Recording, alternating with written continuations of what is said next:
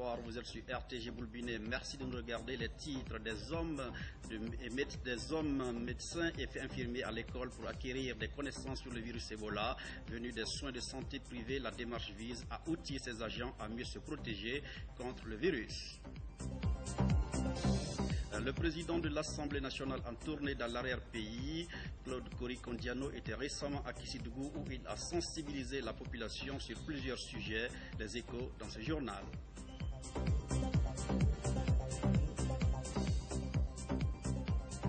Considéré comme le mois du basketball féminin en Afrique, mars est mise à profit pour échanger sur ce sport en expansion dans le continent. Une journée de réflexion s'est tenue ce week-end afin de donner un nouveau souffle au basketball féminin. Une fois encore, bonsoir. Merci de nous regarder sur RTG Boulbiné. Ouverture ce lundi d'une rencontre sur l'abandon de l'excision et les mutilations génitales féminines à Conakry. La rencontre regroupe les hommes de médias et autres acteurs du secteur. L'initiative est de l'organisation internationale Plan Guinée. Compte rendu Abouakar Sidiki Kamara a rendu en studio par Souma Fodé. L'objectif est de renforcer les connaissances et compétences des participants sur le contenu des textes de loi et écriture sainte en rapport avec la pratique des mutilations génitales féminines, excision. Principale cible de cet atelier, les jeunes, les religieux et journalistes. Les journalistes, c'est des vecteurs de changement. Si vous voulez bien, c'est une suite logique par rapport à la capacitation de cette association pour que, alors, elle fasse mieux son travail sur le terrain. Mais nous voulons aussi que l'État nous accompagne beaucoup à travers l'application de la loi. Même si on dit que ces arrêtés n'ont pas force de loi pour les magistrats, mais il faut voir comment on peut jumeler les deux pour que ça soit appliqué. Parce que de toute façon, le code pénal, le code de l'enfant prévoit des sanctions. Pour le formateur, cette session de formation répond aux préoccupations de Plan Guinée en matière de lutte contre l'excision. Il y a plusieurs séances de sensibilisation communautaire qui sont faites. Il y a beaucoup de plaidoyers qui sont formulés.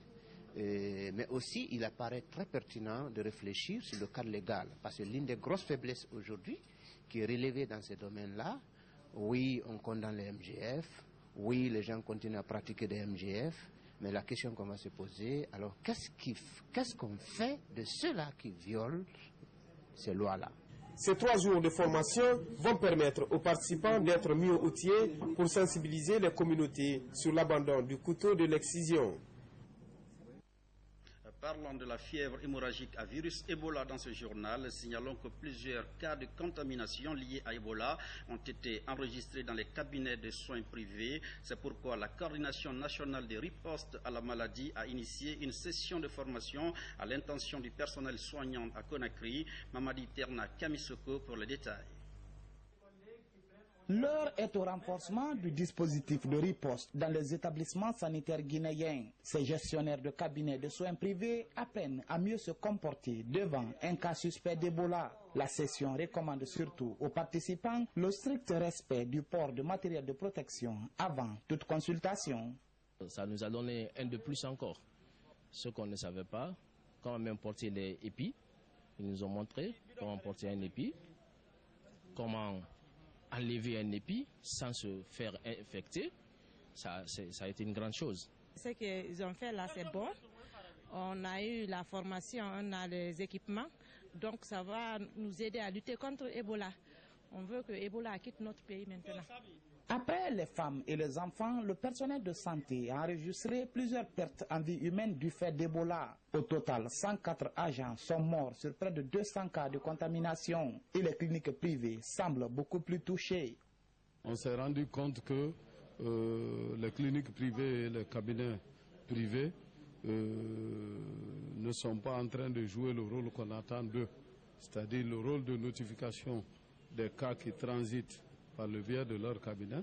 Parfois, on a beaucoup de décès communautaires et beaucoup de cas qui disent qu'ils ont été consultés dans telle et telle clinique avant d'arriver dans notre centre de traitement spécialisé, ce qui entraîne un retard dans la prise en charge de ces cas et ça leur donne peu de chances de survivre de la maladie.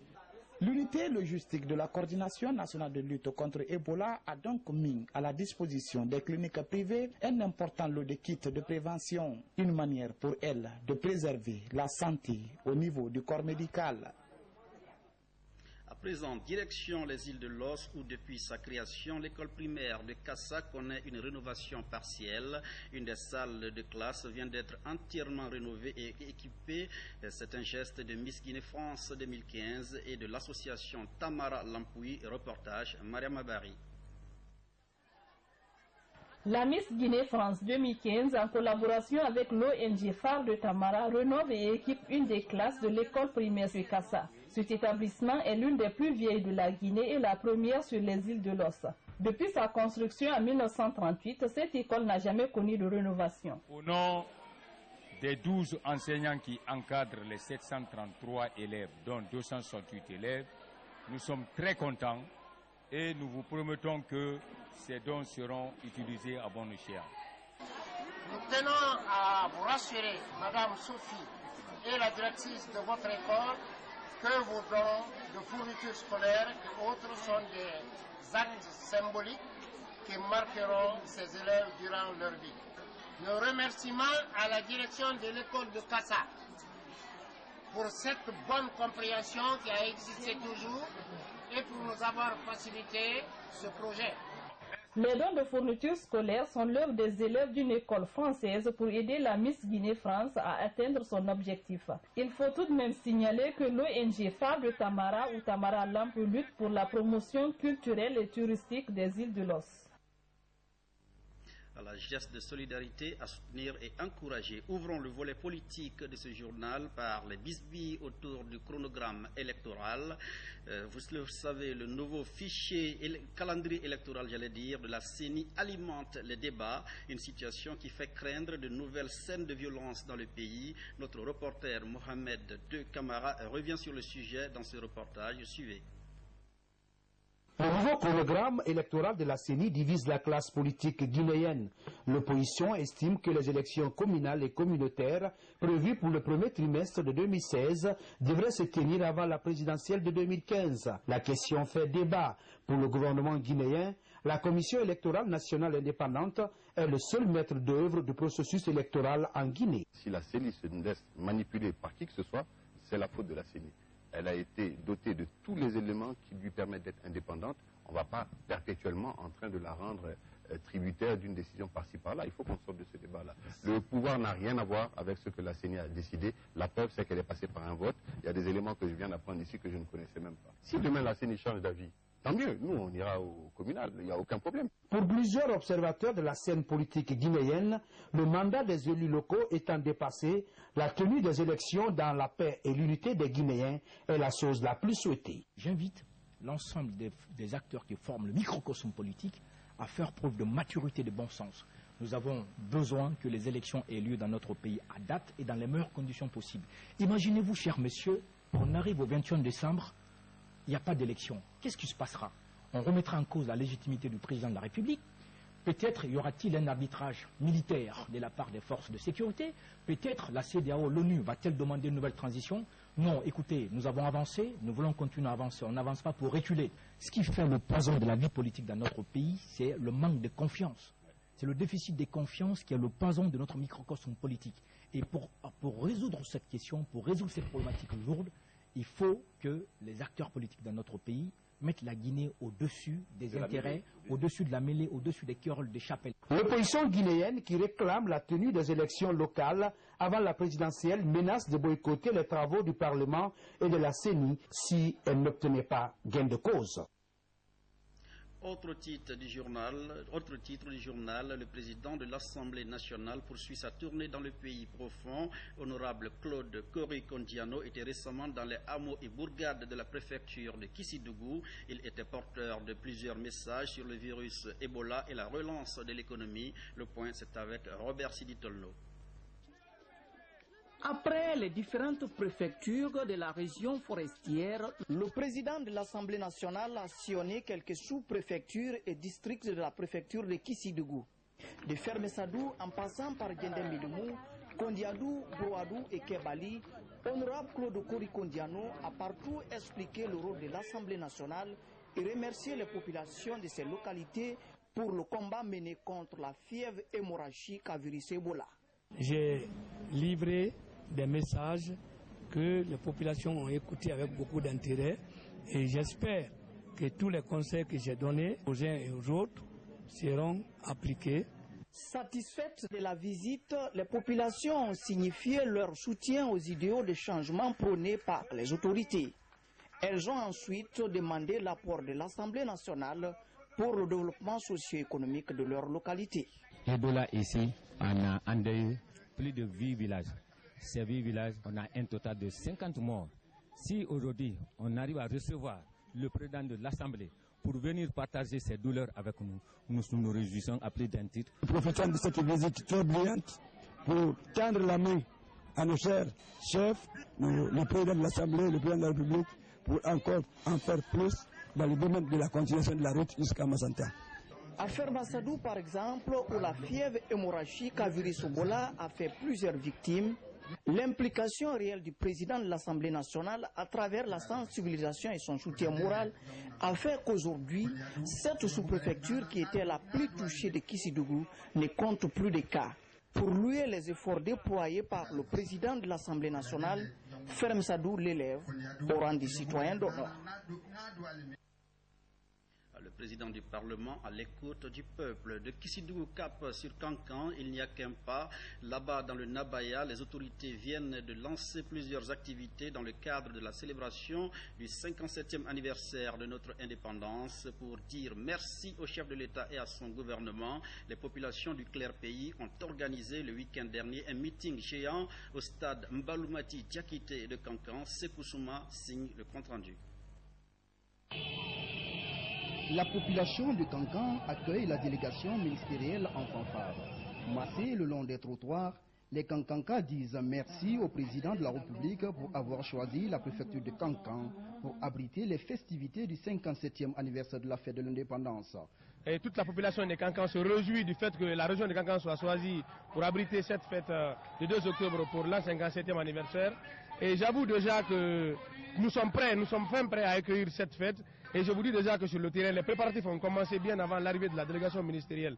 Et à partir de là, nous sommes sur pied d'œuvre pour que les infrastructures la finissent avant le 2 octobre 2015. 124 infrastructures sociales et administratives seront réalisées dans la région de Kankan. Du coup, Kankan va changer de visage et plusieurs emplois seront créés. Les membres du gouvernement expliquent la portée de ces chantiers de la République. Ce que Kankan attend du gouvernement, c'est la sécurité alimentaire, c'est la sécurité des personnes physiques et leurs biens, et aussi c'est faciliter la communication, la sensibilisation entre les citoyens. Depuis le choix de la préfecture de Kankan pour accueillir le 57e anniversaire de l'indépendance, ONG, associations, fils et ressortissants et autorités locales, chacun de son côté s'active pour donner un éclat particulier à cette fête de l'indépendance, prévue le 2 octobre prochain.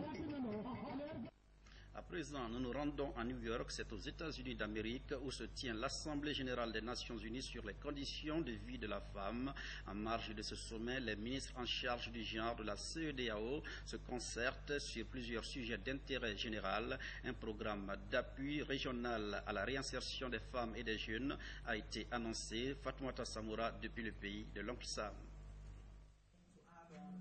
Les ministres en charge des questions de genre et de la femme de l'espace CEDEAO évaluent l'impact de la maladie à virus Ebola sur le plan socio-économique en Sierra Leone, au Libéria et en Guinée, les 3 pays les plus touchés par la maladie. Ils proposent aussi un programme régional d'appui à la réinsertion des femmes et enfants victimes du virus. La mobilisation des ressources financières adéquates à la mise en œuvre coordonnée du plan de riposte à Ebola occupe une place de choix. Nous avons intervenu humanitairement, financièrement et humainement dans ces 3 pays et nous allons cette année nous focaliser sur le renforcement des capacités des ministères en charge du genre à appuyer les femmes et les enfants pour la réponse à Ebola. Assurant la présidence de la Mano River Union, la Guinée fournit des efforts considérables pour éradiquer le virus Ebola.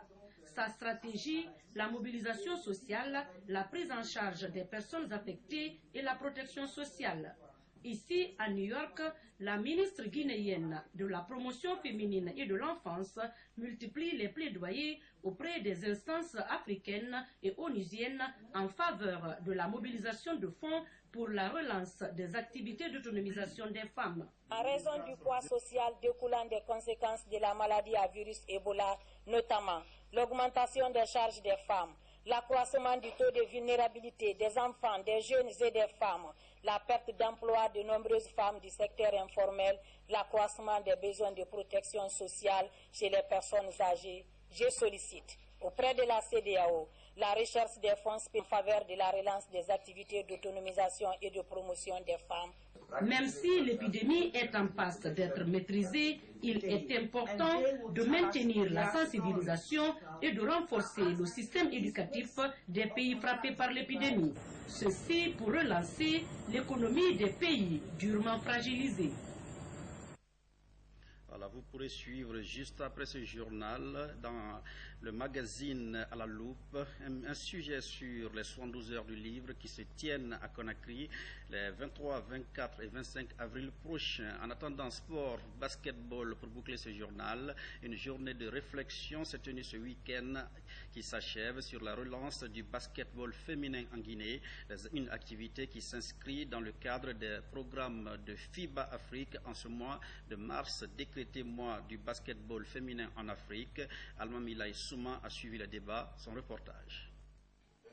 Cette journée de réflexion a regroupé autour de la table responsables techniciens et acteurs du basketball guinéen. Dans son discours de souhait de bienvenue, la présidente du conseil du basketball féminin FIBA Afrique a parlé de l'origine de l'initiative et les voies et moyens par lesquels le basketball féminin pourrait sortir de son état actuel. Il y a eu le souci de corriger cet état de fait le plus rapidement que possible, en sensibilisant, en éduquant, en formant, pour arriver à un accroissement notable de la pratique de ce sport par une participation plus accrue aux compétitions nationales et internationales.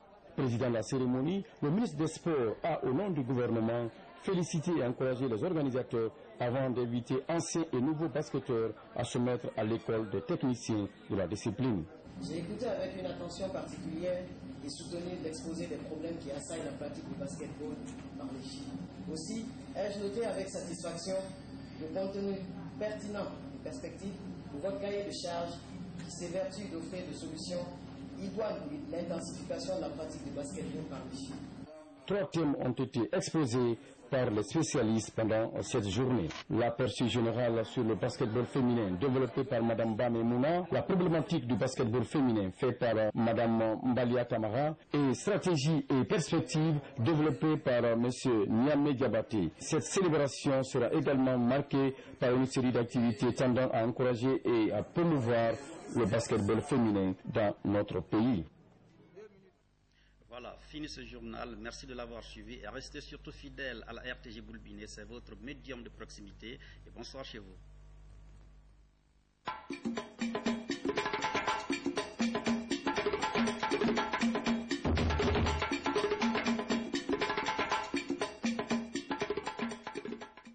Assurance et microfinance, le groupe de presse Vision 2000 Communication Plus annonce la sortie officielle de son ouvrage intitulé La Guinée dans le changement.